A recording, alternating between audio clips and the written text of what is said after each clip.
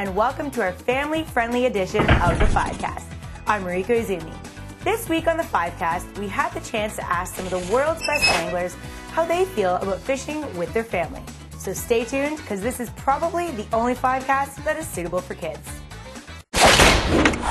My father liked to fish a lot. We used to spend a lot of our summer vacation time when I was in school and up and down the West Coast and the Florida Keys, and we were fishing usually while we were vacationing, and it's kind of been something that's been in the family for a long time, and I enjoy it. Even though I'm a fishing guide now, I still fish on my own.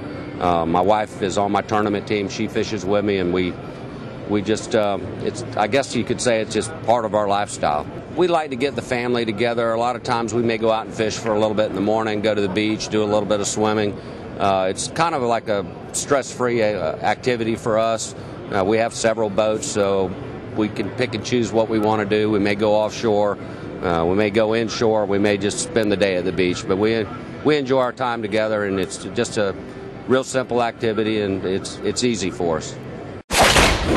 I started fishing. I remember first my dad would always take me in. He was a canoe guy, so we would go out in the canoe and catch crappies on some of the local lakes down in the metro area, which is where I grew up. And really enjoyed it and really developed a passion for summer fishing, and then kind of got involved with Fishing Minnesota later on in life, and that's kind of where I developed the passion for ice fishing.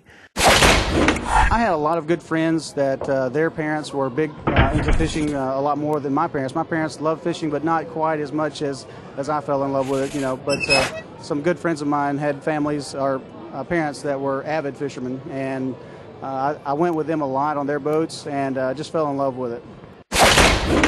Well, my dad and I, of course, we go way back, just fishing. But I kind of branched out, and I was the type of kid that would go out on a john boat all day long by myself, and I just I could never get enough of it.